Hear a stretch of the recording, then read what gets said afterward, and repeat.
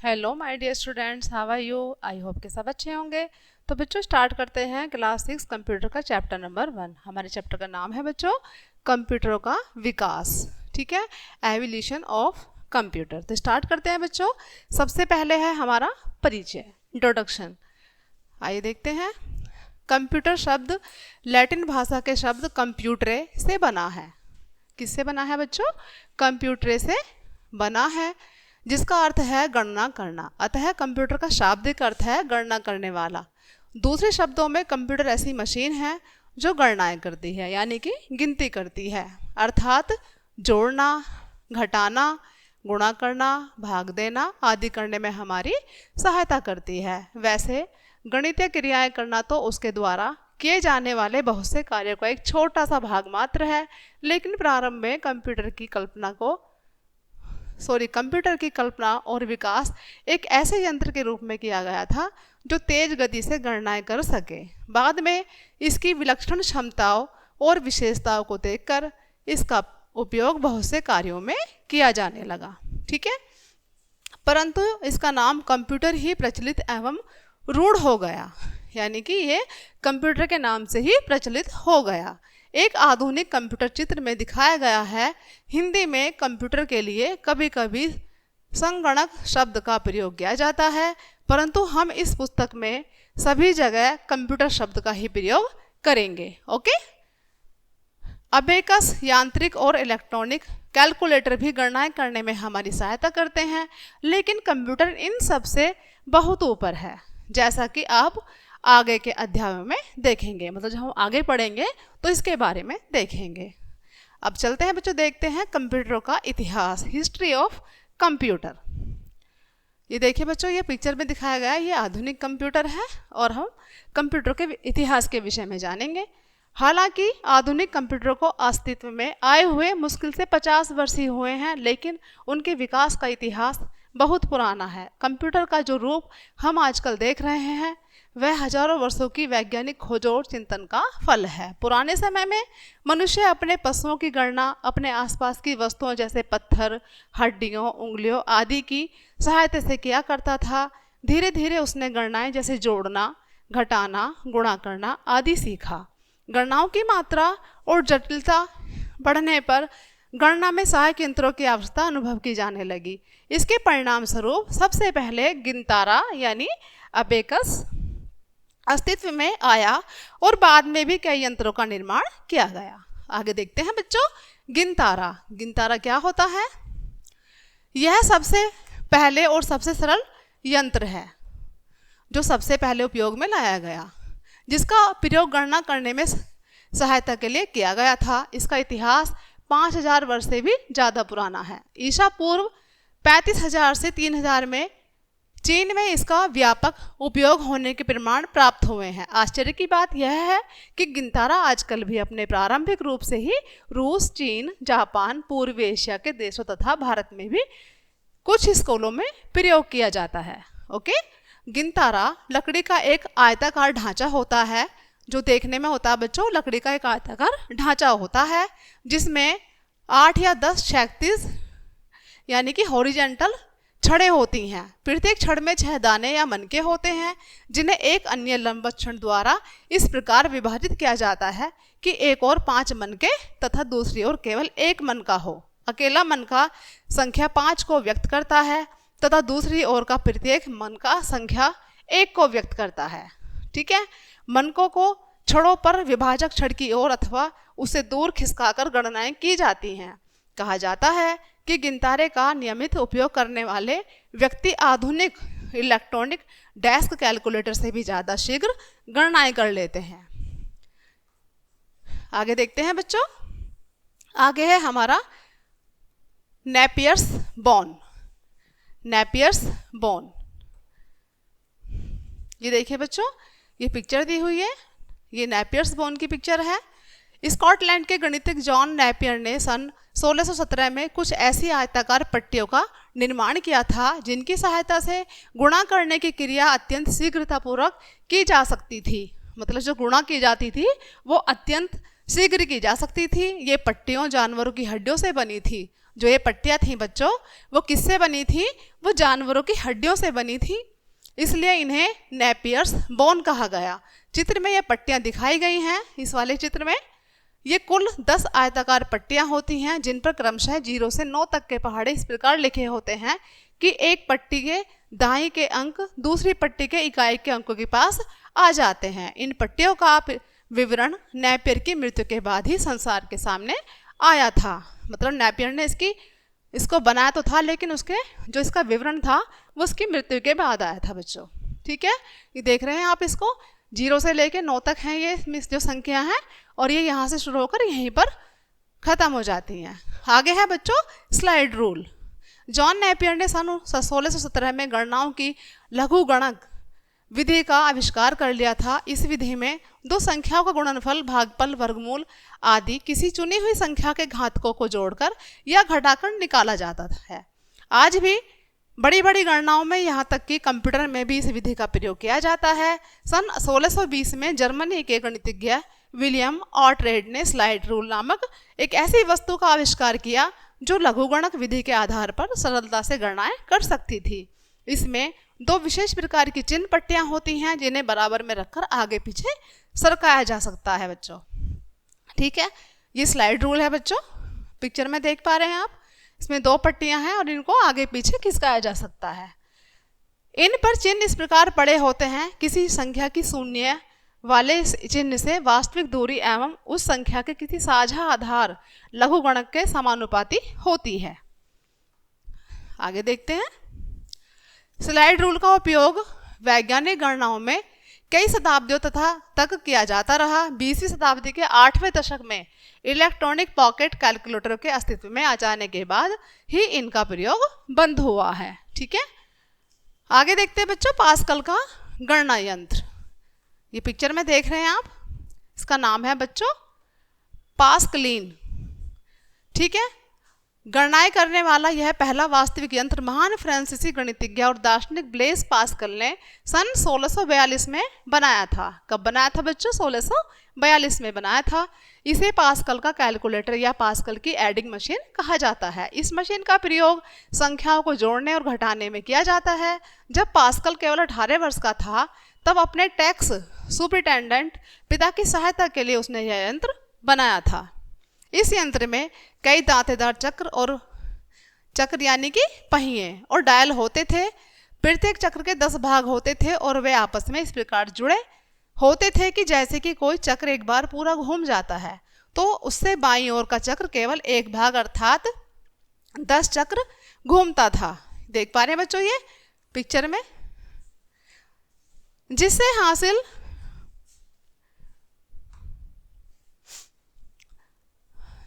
हासिल कैरी का प्रभाव उत्पन्न होता था। दो संख्याओं को योग अथवा अंतर एक संख्या को डायल करके तथा दूसरी संख्या के बराबर चक्र को क्रमशः घुमाकर ज्ञात किया जाता था। इस मशीन से पास्कल के पिता को गणनाएं करने में काफी सहायता मिली। सन 1645 में इस मशीन को पेटेंट कराया गया। ठीक है बच्चों, और व्यापारिक स्तर पर उत्पादित करके बेचा गया, परंतु उसके बाद पास्कल का ध्यान गणित तथा विज्ञान के दूसरे क्षेत्रों में लगने लगा, इसलिए वह इस मशीन में अधिक सुधार नहीं कर सका। यह कार्य एक जर्मन गणितज्ञ गॉटफ्रीड विल्हेल्म लाइबनिज ने किया। लाइबनिज का यांत्रिक कैलकुलेटर। अब बच्चों हम लाइबनिज का यांत्रिक कैलकुलेटर के विषय में पढ़ेंगे। ये देखिए बच्चों, ये पिक्चर में देख पा रहे हैं आप, लाइबनिज का यांत्रिक कैलकुलेटर है ये वाला। ठीक है, जर्मन गणितज्ञ लाइबनिज ने सन 1617 में पास्कल के कैलकुलेटर में कई सुधार करके एक ऐसी जटिल मशीन का निर्माण किया जो जोड़ने घटाने के साथ साथ गुणा करने तथा भाग देने में भी समर्थ थी। इस यंत्र से गणनाएं करने की गति बहुत तेज हो गई। इस मशीन का व्यापक पैमाने पर उत्पादन किया गया। अभी भी अनेक स्थानों पर इससे मिलती जुलती मशीनों का उपयोग किया जाता है। ठीक है, अब आगे देखते हैं बच्चों बैबेज का डिफरेंस इंजन। ओके, कैम्ब्रिज विश्वविद्यालय के गणित के प्रोफेसर चार्ल्स बेबेज 1792 से 1871 को आधुनिक कंप्यूटर का जनक पिता कहा जाता है। ठीक है, गणित के क्षेत्र में उनका पहला महत्वपूर्ण योगदान था एक ऐसा यंत्र बनाना जो विभिन्न बीजगणितीय फलनों का मान दशमलव के 20 स्थानों तक शुद्धतापूर्वक ज्ञात कर सकता था। इस मशीन को डिफरेंस इंजन कहा जाता था। क्या कहा जाता था बच्चों? डिफरेंस इंजन कहा जाता था, क्योंकि यह सिद्धांत के आधार पर बनाई गई थी। ये जो मशीन थी बच्चों, ये सिद्धांत के आधार पर बनाई गई थी कि किसी बीजगणितीय बहुघातीय फलन में आसपास के दो मानों का अंतर सदा नियत रहता है। ओके, आगे देखते हैं बच्चों बैबेज का एनालिटिकल इंजन। पिक्चर में देख पा रहे हैं बच्चों, ये तो डिफरेंस इंजन है यहाँ पर और ये है एनालिटिकल इंजन। अपने डिफरेंस इंजन की सफलता और उपयोगिता से प्रेरित होकर चार्ल्स बेबेज ने एक ऐसे यंत्र की पूरी रूपरेखा तैयार की जो आजकल के कंप्यूटरों से आश्चर्यजनक समानता रखती है। इस मशीन को एनालिटिकल इंजन कहा गया। इस प्रस्तावित मशीन के 5 प्रमुख भाग थे। कितने भाग थे बच्चों? 5 प्रमुख भाग थे। कौन कौन से थे? इनपुट इकाई, स्टोर, मिल, कंट्रोल तथा आउटपुट इकाई। इस मशीन की डिजाइन अपने आप में संपूर्ण थी। इसमें न केवल सभी गणितीय क्रियाओं को करने की क्षमता थी, बल्कि आंकड़ों को भंडारित करने का विचार भी इसी में पहली बार प्रस्तुत किया गया था। ओके, दुर्भाग्य से भारी मात्रा में धन खर्च करने के बाद भी यह मशीन कभी पूरी नहीं हो सकी। जो ये मशीन थी ये पूरी नहीं हो सकी क्योंकि यह कार्य केवल यांत्रिक साधनों से करना संभव नहीं है और उस समय आजकल जैसी तकनीकें उपलब्ध नहीं थी। जैसी तकनीकें आज के टाइम में उपलब्ध हैं उस टाइम नहीं थी। चार्ल्स बेबेज का चिंतन अपने समय से लगभग 1 शताब्दी आगे था और भले ही वे अपने प्रयासों में असफल रहे, परंतु उनके कार्य के महत्व को नकारा नहीं जा सकता। उनकी प्रस्तावित मशीन को आधुनिक कंप्यूटरों का आदि पुरुष माना जाता है और इसी कारण चार्ल्स बेबेज को कंप्यूटरों का जनक कहा जाता है, फादर्स ऑफ कंप्यूटर कहा जाता है। आगे देखते हैं बच्चों पंच कार्ड उपकरण। ये क्या होता है देखते हैं बच्चों, जानते हैं इसमें। जोसेफ मैरी जैकार्ड 1752 से 1834 तक फ्रांस का एक ऐसा बुनकर और टेक्सटाइल इंजीनियर था। सन 1801 में उसने एक ऐसी बुनाई मशीन का निर्माण किया जिसमें बुनाई की डिजाइन डालने में छिद्र किए हुए कार्डों का उपयोग किया जाता था। ये कार्ड एक अंतहीन श्रृंखला में एक के बाद एक बार आते रहते थे, इसलिए वह कार्डों पर किए हुए छिद्रों के अनुसार बुनाई की डिजाइन डालने में समर्थ हो जाता था। आधुनिक कंप्यूटर के संदर्भ में हम कह सकते हैं कि बुनाई की डिजाइन का इनपुट उन कार्डों पर था। ये बेटो ये देखिए, ये जो चित्र है ये है जैकार्ड का लूम। जैकार्ड की इस खोज का सही महत्व काफ़ी समय बाद चार्ल्स बेबेज ने पहचाना। वास्तव में उन्होंने अपने एनालिटिकल इंजन की जो डिज़ाइन तैयार की थी उसमें इनपुट देने का कार्य छिद्र किए हुए कार्डों द्वारा किया जाना था। चार्ल्स बेबेज ने इस विचार को कार्यान्वित किया। अमेरिका के डॉक्टर हरमन होलेरिथ ने अमेरिका के जनगणना विभाग में थे। अमेरिका ने सन 1880 की जनगणना का सारा कार्य हाथ से किया था।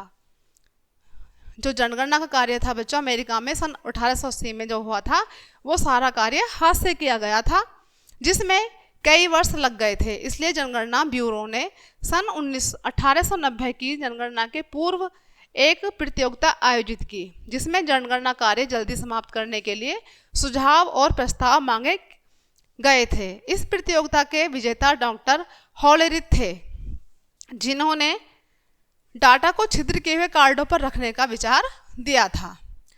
उन्होंने एक ऐसी विद्युतीय मशीन भी बनाई जो इन कार्डों को छांट तथा गिन भी सकती थी।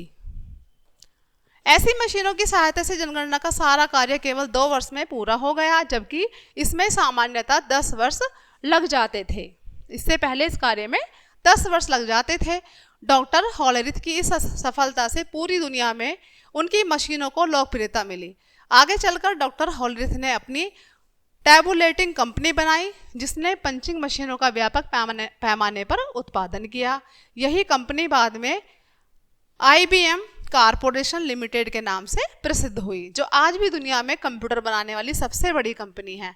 अभी कुछ ही वर्ष पहले तक डाटा के इनपुट के लिए छिद्रित कार्डों का प्रयोग व्यापक रूप में किया जाता था, परंतु आधुनिक टर्मिनलों के अस्तित्व में आने के बाद इनका प्रयोग केवल बंद हो गया है, क्योंकि ये बहुत महंगे पड़ते थे। आइए देखते हैं बच्चों, अब जानते हैं प्रारंभिक कंप्यूटर के विषय में। सन 1930 के दशक तक बनाई गई सभी कैलकुलेटिंग मशीनें मूल रूप से यांत्रिक हुआ करती थी, लेकिन इसी समय के आसपास IBM ने हार्वर्ड विश्वविद्यालय के हार्वर्ड एंकिंग तथा ग्रेस हॉपर को एक बहुउपयोगी विद्युतीय कंप्यूटर बनाने के लिए राजी किया गया। इसके परिणाम स्वरूप सन 1943 में मार्क प्रथम नामक कंप्यूटर अस्तित्व में आया। कौन सा आया बच्चों? मार्क प्रथम। कब आया? 1943 में। मार्क प्रथम बहुत विशाल आकार का यंत्र था। उसकी लंबाई 15 मीटर तथा उसमें लगे तारों की कुल लंबाई 800 किलोमीटर थी। उसमें हजारों की संख्या में विद्युत चुंबकीय रिले तथा दूसरे पुर्जे लगे हुए थे। यह पहला सामान्य कंप्यूटर था जो प्रोग्रामों की भंडारित करके उनका पालन कर सकता था।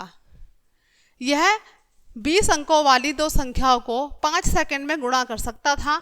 यद्यपि आजकल के पॉकेट कैलकुलेटर में भी इनसे कई गुना ज़्यादा तेजी से गणनाएं कर सकते हैं, परंतु मार्क प्रथम तब तक बने सभी कैलकुलेटरों से ज़्यादा तेज था उस टाइम पर। इस कंप्यूटर में सबसे बड़ी कमी यह थी कि यह शोर बहुत करता था। ये बहुत आवाज़ करता था और भारी मात्रा में गर्मी उत्पन्न करता था। उसमें कोई खराबी आ जाने पर उसे ढूंढना बहुत मुश्किल और उबाऊ होता था। फिर भी सन 1950 में इसके सुधारे हुए रूप को यूरोप के बाजारों में बेचा गया था। यह रिले स्विचों पर आधारित पहला और तब तक का एकमात्र कंप्यूटर था। उसके बाद के सभी कंप्यूटर इलेक्ट्रॉनिक थे। मार्क प्रथम के आसपास की कुछ और कंप्यूटर अस्तित्व में आए थे जिन्हें प्रारंभिक कंप्यूटर माना जाता है।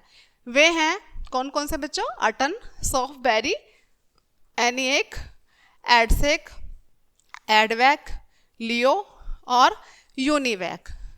सन 1952 से IBM कंपनी ने व्यापक तौर पर व्यापार संबंधी कार्य हेतु कंप्यूटर बनाना और बेचना प्रारंभ कर दिया था। आगे देखते हैं बच्चों कंप्यूटर की पीढ़ियाँ। Generation of computer. कंप्यूटर की पहली पीढ़ी देखते हैं बच्चों।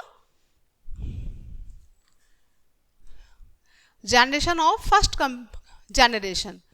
Computers of first generation. इस पीढ़ी के कंप्यूटरों में वैक्यूम ट्यूबों का प्रयोग किया जाता था। इस पीढ़ी का समय मोटे तौर पर 1945 से 1955 तक माना जाता है। उस समय वैक्यूम ट्यूब की एकमात्र इलेक्ट्रॉनिक पुर्जा था जो उपलब्ध होता था। इस पीढ़ी के कंप्यूटर आकार में बहुत बड़े होते थे और इतनी गर्मी पैदा करते थे कि एयर कंडीशनिंग अनिवार्य होती थी।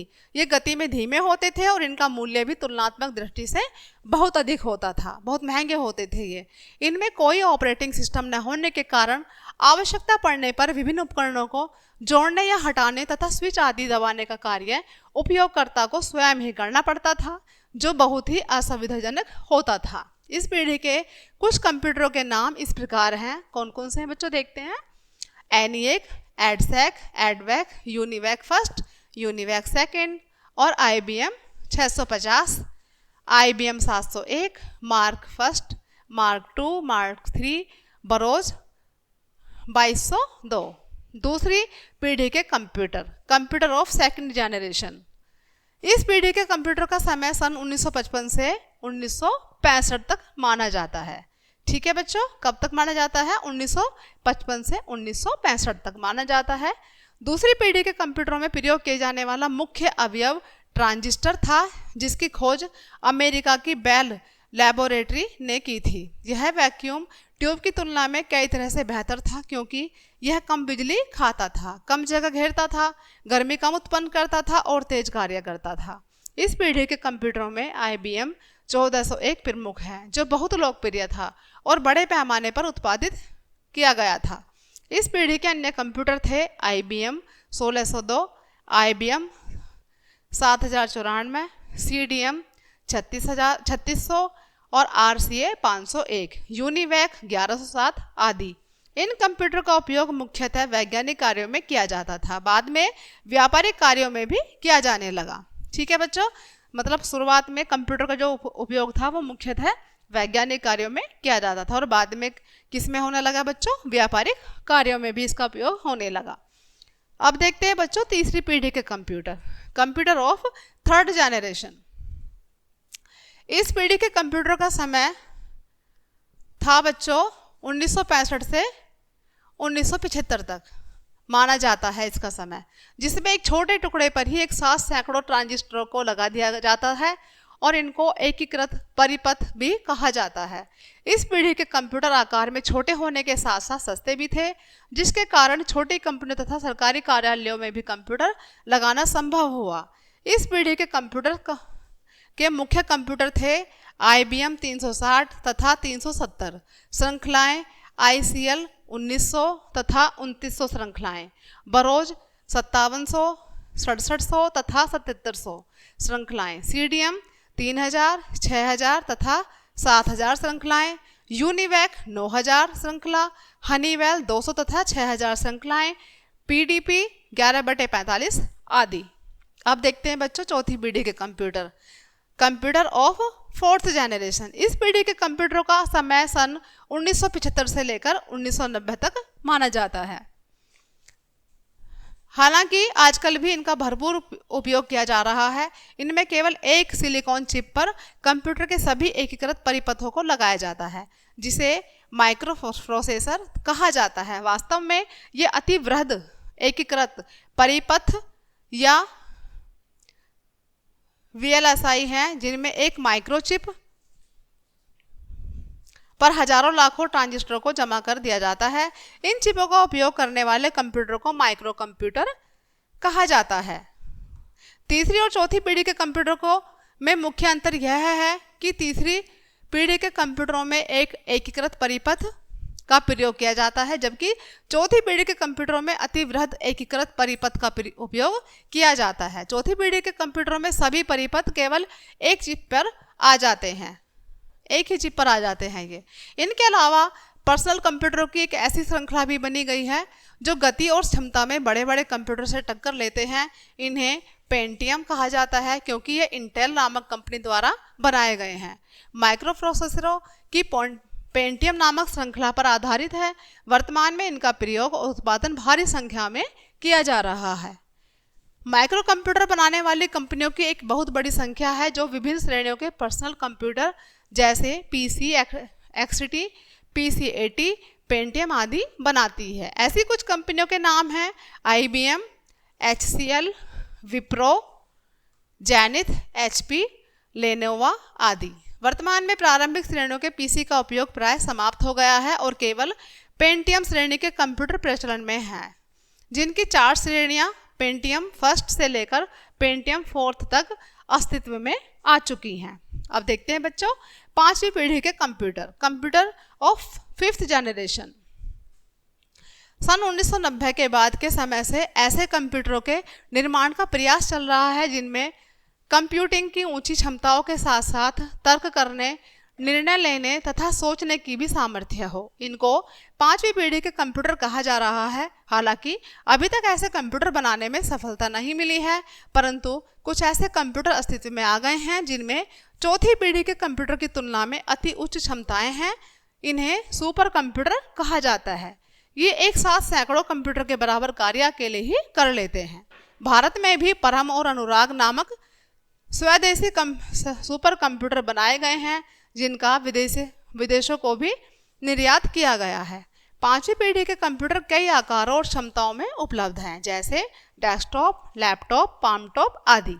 इन कंप्यूटरों में मल्टीमीडिया की विशेषताएं अधिक विकसित हैं, जो कि पाठ्य ध्वनि और चित्रों का मिलाजुला रूप होता है। इस पीढ़ी के कंप्यूटर के साथ इंटरनेट का उपयोग बहुत बढ़ गया है। ये कंप्यूटर अभी भी विकास और परीक्षण की स्थिति में है। आगे देखते हैं बच्चों कंप्यूटर के भेद, टाइप्स ऑफ कंप्यूटर्स। उद्देश्य तथा हार्डवेयर के डिजाइन के आधार पर कंप्यूटर 3 प्रकार के होते हैं। कितने प्रकार के होते हैं बच्चों? 3 प्रकार के होते हैं। कौन कौन से होते हैं? सबसे पहला है एनालॉग कंप्यूटर, दूसरा है डिजिटल कंप्यूटर और तीसरा है हाइब्रिड कंप्यूटर। सबसे पहले जानेंगे बच्चों हम एनालॉग कंप्यूटर के विषय में। आप ये देख रहे हैं पिक्चर, ये एनालॉग कंप्यूटर की पिक्चर है। ये ऐसे कंप्यूटर होते हैं जिनमें प्रत्येक वस्तु को उनके समान वस्तुओं द्वारा नापा जाता है, जैसे तापमान, दबाव, आयतन, वोल्टेज, प्रतिरोध, गति, त्वरण, वजन आदि। दूसरे शब्दों में एनालॉग कंप्यूटर में इनपुट लगातार सीपीयू में जाता रहता है, जहां उसके ऊपर कुछ क्रियाएं की जाती हैं और आउटपुट भी ऐसा ही कुछ लगातार आता रहता है। ऐसे कंप्यूटर का उपयोग मुख्यतः वैज्ञानिक शोध और उत्पादन के क्षेत्रों में होता है। अतः ये कम संख्या में पाए जाते हैं। जो ये कंप्यूटर होते हैं एनालॉग, ये कम संख्या में पाए जाते हैं क्योंकि ये मुख्यतः वैज्ञानिक शोध के लिए प्रयोग में लाए जाते हैं। सेकंड है बच्चों डिजिटल कंप्यूटर। ये पिक्चर में देख रहे हैं बच्चों, ये डिजिटल कंप्यूटर की पिक्चर है। आजकल ऐसे ही कंप्यूटर बहुलता से पाए जाते हैं। आप सभी ने देखे होंगे ऐसे कंप्यूटर, आजकल इन्हीं का प्रयोग किया जाता है। ये इनपुट के रूप में संख्याएं या आंकड़े लेते हैं, जहां उन पर अंकगणितीय क्रियाएं की जाती हैं तथा आउटपुट के रूप में ये हमें आंकड़े ही प्रदान करते हैं। कहने का तात्पर्य है कि इनके लिए प्रत्येक सूचना को अंकों में बदला जा सकता है। इस कारण इनकी शुद्धता भी अधिक होती है। इन कंप्यूटरों का प्रयोग वैज्ञानिक तथा व्यापारिक सभी तरह के कार्यों में किया जाता है। इनकी उपयोगिता भी बहुत होती है क्योंकि एक ही कंप्यूटर पर सभी तरह के कार्य किए जा सकते हैं। इसलिए आजकल अधिकतर स्थानों पर डिजिटल कंप्यूटर ही पाए जाते हैं। थर्ड है बच्चों हाइब्रिड कंप्यूटर। ये पिक्चर में देख रहे हैं आप, हाइब्रिड कंप्यूटर। ये कंप्यूटर एनालॉग तथा डिजिटल दोनों प्रकार के कंप्यूटर्स के मिले जुले रूप होते हैं। इनमें इनपुट के रूप में प्राप्त होने वाली कोई भी सूचना लगातार आंकड़ों में बदलकर दिखाई जाती रहती है तथा आउटपुट भी एनालॉग के साथ साथ अंकीय भी होता है। ऐसे कंप्यूटर का उपयोग अस्पतालों, कारखानों, मशीनों आदि में बड़ी संख्याओं में किया जाता है, लेकिन उपयोगिता में ये अंकीय कंप्यूटर का मुकाबला नहीं कर सकते हैं। आकार तथा क्षमता के आधार पर कंप्यूटर को मुख्यतः 4 भागों में बांटा जाता है। कौन कौन से बच्चों? पहला है मेन फ्रेम कंप्यूटर, दूसरा मिनी कंप्यूटर, तीसरा माइक्रो कंप्यूटर और चौथा है सुपर कंप्यूटर। आगे देखते हैं बच्चों, मेन फ्रेम कंप्यूटर के विषय में जानते हैं। ये आकार में काफ़ी बड़े और क्षमता में बहुत अधिक होते हैं। इनकी मुख्य मेमोरी का आकार 64 गीगाबाइट से लेकर 10 टेराबाइट तक होता है। इन पर एक साथ सैकड़ों व्यक्ति कार्य कर सकते हैं। एक ही समय में सैकड़ों व्यक्ति काम कर सकते हैं। इन कंप्यूटरों के लिए एयर कंडीशनिंग करना अनिवार्य होता है ताकि तापमान 20 से 25 डिग्री सेंटीग्रेड तक बना रहे। इनमें ऑनलाइन डाटा स्टोरेज की विशेष सुविधा होती है। इन कंप्यूटरों का मूल्य बहुत अधिक होता है, मतलब ये बहुत महंगे होते हैं।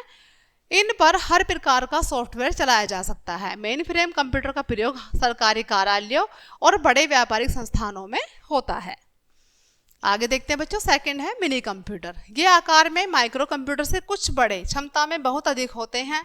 इनकी मुख्य मेमोरी का आकार 4 गीगाबाइट से लेकर 16 गीगाबाइट तक हो सकता है। इन पर एक ही साथ कई लोग कार्य कर सकते हैं और एक साथ कितने भी प्रोग्राम चल सकते हैं। इन कंप्यूटरों में विशेष आवश्यकता के अनुसार डिस्क ड्राइव, लाइन प्रिंटर आदि अलग से जोड़े जा सकते हैं। इनका मूल्य साधारण तौर पर बड़ी कंपनी द्वारा वहन करने योग्य होता है। मिनी कंप्यूटर का प्रयोग मुख्यतः छोटे सरकारी कार्यालयों तथा व्यापारिक संस्थानों में किया जाता है। इनके लिए एयर कंडीशनिंग करना अच्छा रहता है परंतु अनिवार्य नहीं होता है। ठीक है, आगे देखते हैं बच्चों माइक्रो कंप्यूटर। ये आकार में बहुत छोटे होते हैं। ये देख रहे हैं पिक्चर में बच्चों, ये माइक्रो कंप्यूटर है। ये कैसे होते हैं बच्चों? जो आकार में बहुत छोटे होते हैं और माइक्रो प्रोसेसर के साथ इनपुट, आउटपुट तथा भंडारण उपकरण जोड़कर तैयार किए जाते हैं। माइक्रो प्रोसेसर वास्तव में एक पूरी सीपीयू होती है जो एक छोटी सी चिप पर समा जाती है। आजकल के सभी पर्सनल कंप्यूटर इसी श्रेणी में आते हैं। ये आकार में इतने छोटे होते हैं कि एक मेज पर भी रखे जा सकते हैं।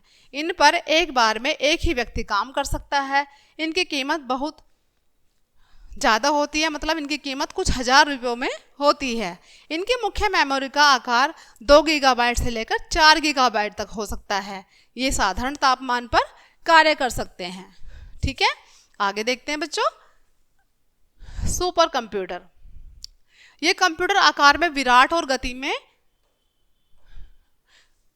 मेन फ्रेम कंप्यूटरों में भी सैकड़ों हजारों गुना तेज होता है। इनमें समांतर प्रोसेसिंग की क्षमता होती है जिसमें कोई गणना अलग अलग चरणों में करने के बजाय इस प्रकार एक साथ की जाती है कि जल्दी पूर्ण हो जाए। ये ऐसे कार्यों में प्रयोग किए जाते हैं जिनमें लंबी लंबी और जटिल गणनाएं करनी पड़ती हैं, जैसे मौसम अनुमान, अंतरिक्षयान, उपग्रह प्रक्षेपण, मिसाइल निर्माण, परमाणु विस्फोट आदि।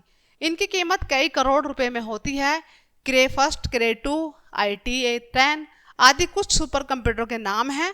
हमारे देश में परम और अनुराग नामक कंप्यूटर सुपर कंप्यूटर बनाए गए हैं। कौन से बनाए गए बच्चों? हमारे देश में परम और अनुराग नामक सुपर कंप्यूटर बनाए गए हैं। आगे देखते हैं बच्चों कंप्यूटरों की विशेषताएं। ठीक है, ये बच्चों ये जो है ये हमारे सुपर कंप्यूटर हैं। अब देखते हैं बच्चों कंप्यूटरों की विशेषताएं।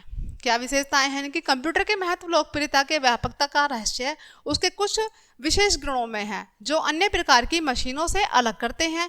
यूँ तो प्रत्येक कंप्यूटर में उसके आकार, प्रकार और क्षमता के अनुसार भिन्न भिन्न गुण होते हैं, परंतु अग्रलिखित गुण या विशेषताएं सभी कंप्यूटरों में कम या अधिक मात्रा में अवश्य पाई जाती हैं।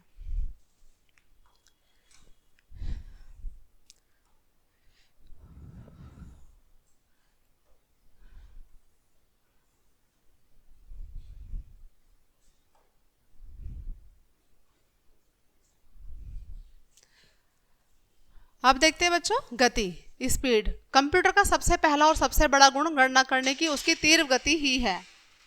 वास्तव में कंप्यूटर का निर्माण ही तेज गति से गणना करने वाली एक मशीन के रूप में किया गया था। प्रारंभिक कंप्यूटर भी गणनाएं करने में इतने तेज थे कि हम सोच भी नहीं सकते। जैसे जैसे इलेक्ट्रॉनिक का विकास होता जा रहा है वैसे वैसे कंप्यूटरों की गति बढ़ती जा रही है।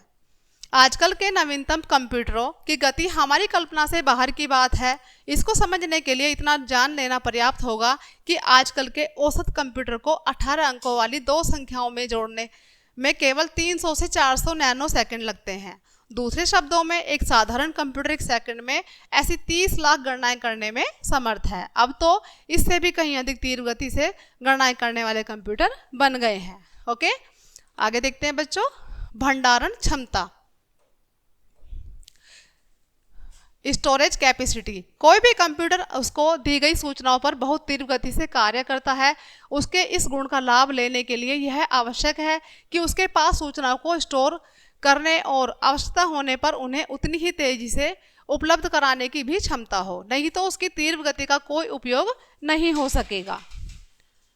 इसलिए प्रत्येक कंप्यूटर में सूचनाओं का भंडारण करने की क्षमता होती है। जिस प्रकार हम अपनी स्मृति या दिमाग में घटना और दृश्यों को याद रखते हैं, उसी प्रकार कंप्यूटर भी अपनी मेमोरी में सूचनाओं या आंकड़ों को याद रखता है। लेकिन हमारी याददाश्त जहां असीमित होती है वहीं कंप्यूटर की याददाश्त सीमित होती है। मतलब जो हमारी याददाश्त होती है उसमें हम भूल भी जाते हैं, लेकिन कंप्यूटर में हम भूल नहीं सकते। ओके, वास्तव में कंप्यूटर की मेमोरी को बहुत से छोटे छोटे खानों में बांटा जाता है।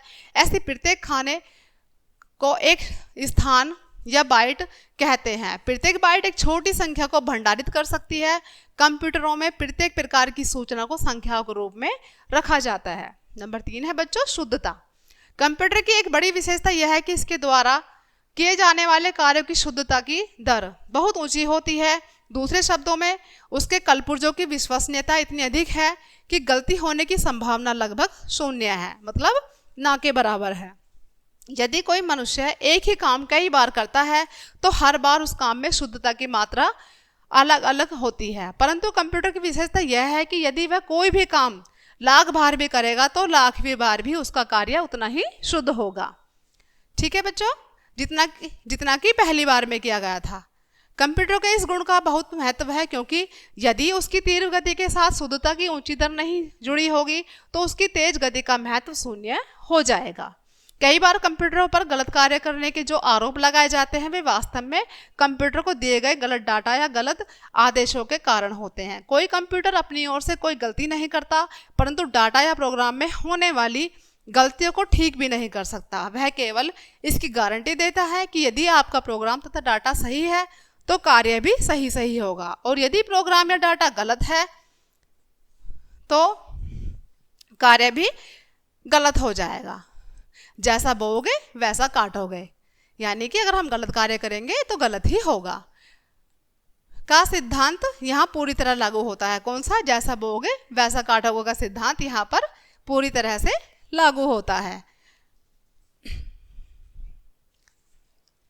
तकनीकी भाषा में इसे गीगो कहा जाता है। नंबर 4 है बच्चों स्वचालन। कंप्यूटर का एक और बड़ा गुण जो इसे अन्य मशीनों से अलग करता है वह है इसका स्वचालन का गुण। दूसरी मशीनों जैसे कैलकुलेटर, टाइपराइटर आदि पर कार्य करते समय हमारे हस्तक्षेप की आवश्यकता बार बार और प्राय हर समय पड़ती है, किंतु कंप्यूटर की विशेषता यह है कि बार बार आवश्यक आदेश दिए जाने के बाद भी वह बाहरी सहायता के बिना ही उनका पालन लगातार तथा तब तक करता रहता है जब तक उसे रुक जाने का निर्देश न मिल जाए। कंप्यूटर की इस विशेषता का लाभ सभी कार्यों में उठाया जाता है। वास्तव में कंप्यूटर का सारा कार्य ही उसको दिए गए निर्देशों के आधार पर ही चलता है, क्योंकि वह अपनी ओर से कुछ भी नहीं करता, लेकिन एक बार सही निर्देश दिए जाने के बाद वह अपने आप ही सारा कार्य करता रहता है। ठीक है, आगे देखते हैं बच्चों। नंबर 5 है बहुउपयोगिता। आजकल हम देखते हैं कि हजारों प्रकार के कंप्यूटर द्वारा किए जाते हैं। जो हजारों प्रकार के कार्य होते हैं बच्चों वो किसके द्वारा किए जाते हैं? कंप्यूटर के द्वारा किए जाते हैं। हालांकि इसका अर्थ यह नहीं है कि कंप्यूटर हर कार्य को कर सकता है। वास्तव में कोई भी छोटे से छोटा और बड़े से बड़ा कार्य कंप्यूटर केवल 5 प्रकार के मामूली कार्य ही कर सकता है। कौन कौन से? कोई सूचना या संख्या पढ़ना, अपनी सीपीयू में डाटा को इधर से उधर ले जाना, गणितीय क्रियाएं जोड़ना, घटाना, गुणा करना, भाग देना आदि करना, और 2 संख्याओं की आपस में तुलना करना, कोई सूचना या संख्या दिखाना या छापना। कंप्यूटर जो भी बड़े बड़े कार्य करते हुए दिखाई देते हैं वास्तव में वे सभी इन 5 प्रकार के कार्यों के ही समूह होते हैं। यदि हम किसी कार्य को इन 5 प्रकार के कार्यों में बांटकर लिख सकते हैं तो अवश्य ही वह कार्य कंप्यूटर द्वारा किया जा सकता है। हमारे दैनिक जीवन के अधिकांश कार्य इसी प्रकार के होते हैं और तर्कों पर आधारित होते हैं। कंप्यूटर भी एक तार्किक मशीन है। जो कंप्यूटर है बच्चों वो भी एक लॉजिकल मशीन है। अतः कोई भी ऐसा कार्य जो हम तथ्यों और तर्कों के आधार पर करते हैं कंप्यूटर द्वारा किया जाता है। इसी गुण के कारण कंप्यूटर की उपयोगिता लगातार बढ़ती जा रही है, क्योंकि यह जटिल से जटिल कार्यों को भी कर सकता है। हमें केवल एक बार उस कार्य के लिए प्रोग्राम में लिखना पड़ता है। ठीक है बच्चों। नंबर 6 है सक्षमता। एक जड़ मशीन होने के कारण कंप्यूटर पर बाहरी वातावरण का कोई भी प्रभाव नहीं पड़ता है। वह किसी भी कार्य को बिना रुके लाखों करोड़ों बार करता रह सकता है। मानव तथा अन्य प्राणियों की तरह उसे थकान, भूख, प्यास, ऊब आदि का अनुभव नहीं होता है। ठीक है, और समय, स्थान, मौसम आदि का उसके ऊपर कोई भी प्रभाव नहीं होता है। ठीक है, पूरी क्षमता से कार्य करते रहने के लिए उसे केवल धूल रहित वातावरण और उचित तापमान की आवश्यकता होती है। इसी गुण के कारण कंप्यूटर प्राय हर स्थिति में कार्य करने में सक्षम होता है। आप समझ सकते हैं कि कंप्यूटरों में पाए जाने वाले ये गुण दूसरी मशीनों में नहीं पाए जाते। इसलिए अन्य मशीनों की तुलना में कंप्यूटर मानव समाज के लिए कहीं अधिक उपयोगी है और इसलिए इसकी व्यापकता बढ़ती जा रही है। आगे है बच्चों कंप्यूटर की कमजोरियाँ, वीकनेस ऑफ कंप्यूटर। प्रत्येक वस्तु में शक्तियों के साथ साथ कमजोरियां भी होती हैं। कंप्यूटर भी इसका अपवाद नहीं है। मतलब कंप्यूटर में भी कुछ कमजोरियां हो सकती हैं। यह सब कुछ नहीं कर सकता। ऊपर बताए हुए गए गुणों के साथ साथ जो हमने भी आपको इसके गुण बताए हैं उनके साथ साथ कुछ कमजोरियां भी हैं जो निम्नलिखित हैं। कौन कौन सी है बच्चों? यह निर्णय नहीं ले सकता। यह अपने आप से निर्णय नहीं ले सकता। यद्यपि कंप्यूटर तार्किक गणनाएं कर सकता है और उनके आधार पर निर्णय भी ले सकता है, परंतु यह अपने आप कोई निर्णय नहीं ले सकता, क्योंकि यह सोच नहीं सकता। हर कार्य के लिए इसे किसी प्रोग्राम पर निर्भर रहना पड़ता है। ये खुद से कुछ नहीं सोच सकता बच्चों। नंबर 2 है इसमें दिमाग नहीं होता। हालांकि कंप्यूटर में बड़ी मेमोरी होती है, परंतु वास्तव में इसमें कोई दिमाग नहीं होता। यह केवल दिए गए निर्देशों का पालन कर सकता है। मतलब जो हम इसको निर्देश देते हैं ये वही तो कार्य कर सकता है ना, चाहे वे सही हो या गलत हो। यह हमारे द्वारा दिए गए किसी गलत आदेश को सही नहीं कर सकता। किसी तुच्छ और छोटे से कार्य के लिए भी यह अपने आप कुछ नहीं कर सकता। उसके लिए हमें उसे आदेश देना पड़ेगा। नंबर 3 है बच्चों इसमें सीखने की क्षमता नहीं होती है। जैसे मानव नई नई चीज़ें सीखता है वैसे इसमें सीखने की क्षमता नहीं होती है। हम अपनी गलतियों और अनुभव से सीखते हैं। उदाहरण के लिए यदि कोई बच्चा आग को छू लेता है और जल जाता है तो वह वैसा दोबारा नहीं करता। इसे अनुभव से सीखना कहते हैं। लेकिन कंप्यूटर अपने पिछले अनुभवों से कुछ नहीं सीख सकता। वह एक ही गलती को बार बार तब तक दोहराता रहेगा जब तक कि प्रोग्राम को ठीक न कर दिया जाए। इन कमजोरियों और सीमाओं के बाद भी कंप्यूटर हमारे लिए बहुत उपयोगी है और शक्तिशाली है और इसीलिए उसका व्यापक उपयोग किया जा रहा है। ठीक है बच्चों, तो ये था आज का हमारा चैप्टर। आई होप कि सभी को समझ आया होगा। तो बच्चों मिलते हैं नेक्स्ट चैप्टर में, तब तक के लिए बाय बाय।